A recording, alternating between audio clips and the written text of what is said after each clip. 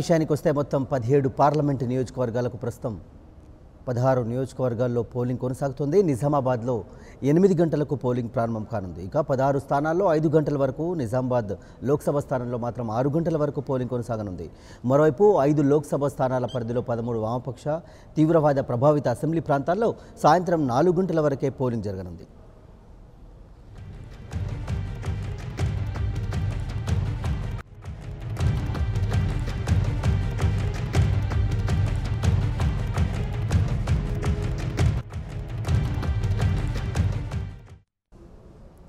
పదిహేడు స్థానాల నుంచి మొత్తం 443 మంది అభ్యర్థులు బరిలో ఉన్నారు. అందులో 25 మంది మహిళా అభ్యర్థులు ఉన్నారు. మొత్తం ఓటర్ల సంఖ్య 2,97,08,599 మంది ఓటర్లు ఉన్నారు. ఓటర్లందరికీ ఫోటో, ఓటరు గుర్తింపు కార్డులు జారీ చేశామని రాష్ట్ర ఎన్నికల ప్రధానాధికారి కార్యాలయం ప్రకటించింది. ఇక 34,604 పోలింగ్ కేంద్రాల్లో ఎన్నికలు కొనసాగనున్నాయి. 2.5 లక్షల మంది సిబ్బంది పోలింగ్ ప్రక్రియలో పాల్గొన్నారు. మొత్తం 77,365 బ్యాలెట్ యూనిట్లు, 41,051 కంట్రోల్ యూనిట్లు, 43,894 వీవీప్యాట్లను ఎన్నికల్లో వినియోగిస్తున్నారు.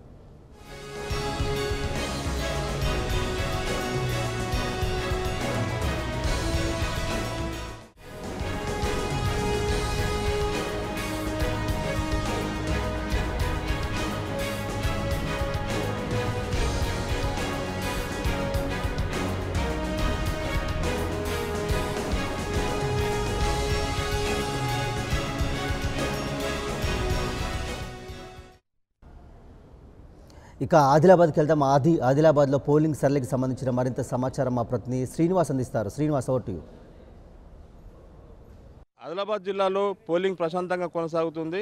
కొద్దిసేపటి క్రితం అంటే 7 గంటల నుంచి ప్రారంభమైనటువంటి పోలింగ్ ప్రక్రియ సాయంత్రం 5 గంటల వరకు ఏకదాటిగా కొనసాగనుంది. మొదటి గంటలో సుమారుగా 15-20% మేర పోలింగ్ నమోదు అవకాశం ఉంది. ఇప్పుడిప్పుడే పెద్ద సంఖ్యలో ఓటర్లు భారీ సంఖ్యలో పోలింగ్ స్టేషన్లకు తరలి రావడం జరుగుతుంది. కొమరం భీం జిల్లాతో పాటు ఆసిఫాబాద్ కొమరం భీం జిల్లాతో పాటు సిర్పూర్ నియోజకవర్గంలో కూడా అంటే ఉదయం 7 గంటలకు పోలింగ్ ప్రారంభమైనప్పటికీ సాయంత్రం 4 గంటల వరకు మాత్రం ఇక్కడ పోలింగ్ సాగుతుంది. ఇక్కడ మావోయిస్టు ప్రభావిత ప్రాంతాలు ఉన్న నేపథ్యంలో గంటసేపు ముందుగానే ఇక్కడ పోలింగ్ ముగించనున్నారు. అయితే మనం ప్రస్తుతం ఆదిలాబాద్ జిల్లా కేంద్రంలోని పోలింగ్ స్టేషన్ వద్ద ఉన్నాం. ఇక్కడ చూడొచ్చు చాలామంది ఓటర్లు ఓటు హక్కు వినియోగించుకునేందుకు తరలి రావడం జరుగుతుంది.